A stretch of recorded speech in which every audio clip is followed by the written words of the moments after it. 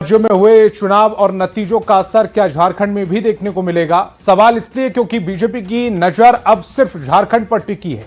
वजह बिल्कुल साफ है, गंगोत्री से गंगा सागर तक के मिशन में झारखंड डीप पैच साबित हो रहा है और अब झारखंड मिशन लोटस का सबसे अहम टारगेट बनता दिख रहा है।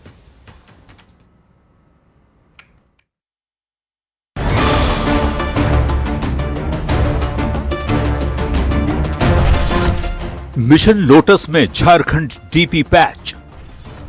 बंगाल चुनाव का झारखंड पर पड़ेगा असर। झारखंड में बीजेपी के बदले बदले तेवर। पश्चिम बंगाल, असम और पुडुचेरी का परिणाम भले ही झारखंड की मौजूदा सियासत में असर डालता नजर न आ रहा हो, लेकिन इसने बीजेपी की सुनामी का रुख एक बार फिर मोड़ जरूर दिया है। वजह बिल्कुल साफ है कि गंगोत्री से गंगा सागर तक के मिशन लोटस की राह में एक झारखंड ही है जो हरे रंग के डीपी पैच की तरह बीजेपी की नजरों में खटकने लगी है। झारखंड की सियासत में क्षेत्रीय दलों और राष्ट्रीय पार्टियों के बीच पहले से ही प्रतिस्पर्धा बनी हुई है और अब इसी बीच बीजेपी के पूर्व प्रदेश अध्यक्ष रविंद्र राय ने बदलाव के कयासों को और भी हवा दे दी है। मैं आपको विश्वास के साथ कह सकता हूं, भाजपा का केंद्रीय नेतृत्व इसे बारीकी से देख रहा है और बहुत जल्द एक राजनीतिक परिवर्तन और राजनीतिक धारा आएगी और हम उसके विशेष कार्य प्रणाली के माध्यम से, विशेष योजना के तहत ये जो सामाजिक दुराव या भ्रम की स्थिति आई उसको दूर करके फिर से झारखंड को बीजेपी के मूल धारा में लाने में सफल हो जाएंगे। बंगाल में अपनी ताकत का एहसास कराने के बाद बीजेपी के तेवर झारखंड में भी बदले बदले से नजर आ रहे हैं। पार्टी राज्य में संगठन विस्तार के साथ चुनावी मुद्दों को धार देने की कोशिश में जुट गई है। हालांकि जेएमएम ने बीजेपी के बयानों को तवज्जो न देने की बात कही है। झारखंड की राजनीति पर बहुत ज्यादा इसका प्रभाव नहीं पड़ेगा, क्योंकि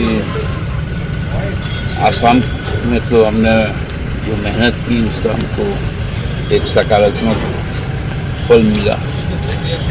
बंगाल में मैंने कल भी कहा था कि वो चुनाव ही लगभग असंवैधानिक है, क्योंकि आपने एक बहुत बड़ी संख्या को वोट देने से वंचित रखा।